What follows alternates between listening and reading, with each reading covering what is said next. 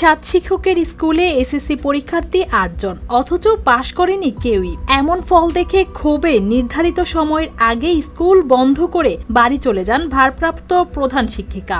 ঘটনাটি পিরোজপুরের পোরগলা মাধ্যমিক বিদ্যালয়ের।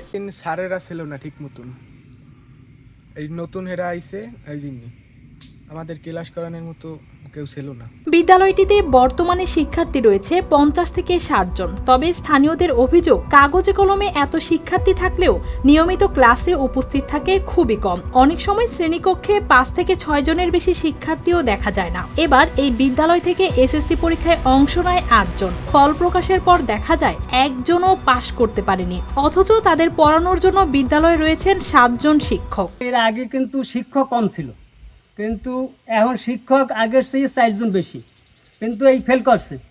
এটা আসলে এলাকার জন্যই খারাপ। এমন ফলাফলের পর প্রশ্ন তুলছেন স্থানীয় বাসিন্দা ও অভিভাবকেরা। তাদের অভিযোগ, নিয়মিত পাঠদান ও তদারকির অভাব রয়েছে।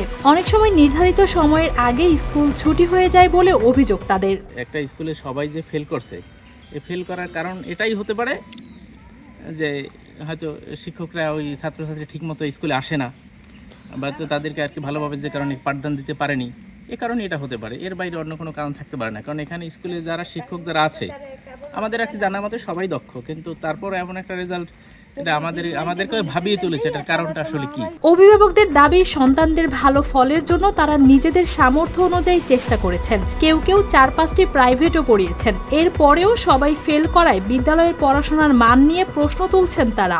আমরা তো যথাসাধ্য চেষ্টা করছি, প্রাইভেট দিছি, 4-5টা প্রাইভেট পড়ছে, রীতিমতো চেষ্টা করছি। স্যারেরা কি করছে স্কুলে কইতে পারি না, স্কুলে তো গেছে আর আইছে। তবে এসব অভিযোগ অস্বীকার করে বিদ্যালয় কর্তৃপক্ষ বলছে, দীর্ঘদিন ধরে শিক্ষক সংকট রয়েছে। পাশাপাশি শিক্ষার্থীরাও নিয়মিত স্কুলে আসে না।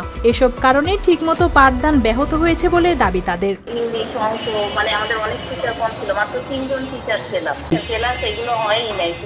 স্যার আর কি আমাদের এই স্যার টাউন স্কুলে যে অঙ্কের গণিতের স্যার টাউন স্কুলে আপনার ইসে হয়ে গেছে, ট্রান্সফার হয়ে গেছে। আর ইংলিশের স্যার তো সেই 17 সালে মারা গেছে। এত বছর তো আমরা নিয়োগ পাই না। এই 25শে সেপ্টেম্বরে আমরা নিয়োগ পাইছি, বুঝছেন। 3 জন টিচার পাইছি, অঙ্ক, ইংরেজি আর একজন কৃষি। এদিকে বিদ্যালয়টির এমন ফলাফলের বিষয়টি নজরে এসেছে শিক্ষা অফিসেরও। শিক্ষা কর্মকর্তা জানিয়েছেন, প্রতিষ্ঠানগুলো নিয়মিত মনিটরিং করে শিক্ষার মান উন্নয়নে প্রয়োজনীয় ব্যবস্থা নেওয়া হবে। কিছু অবহেলার কারণে এবং তারা 10ম শ্রেণীর ছাত্রছাত্রী নিয়মিত না থাকার কারণে রেজাল্ট বিপর্যয় হয়েছে ওই প্রতিষ্ঠানের। বিদ্যালয় বা মাদ্রাসা 10টা থেকে 4টা কেন হয় না, সেক্ষেত্রে আমাদের কঠোর মনিটরিং চলতেছে এবং এইটা জেলা প্রশাসক মহোদয় বা জেলা প্রশাসক কার্যালয় থেকে আমাদের বিশেষ করে মনিটরিংয়ের কাজ চলতেছে। আমরা সর্বোচ্চ চেষ্টা করতেছি 10টা থেকে 4টা বিদ্যালয়ে কার্যক্রম চালানোর জন্য। 7 জন শিক্ষক, পরীক্ষার্থী মাত্র 8 জন। তারপরও পাশের খাতায় নেই একটিও নাম। স্থানীয়দের অভিযোগ আর বিদ্যালয় কর্তৃপক্ষের ব্যাখ্যার মধ্যে এখন প্রশ্ন একটাই, এই 0% পাশের দায় আসলে কার? News desk, RTV।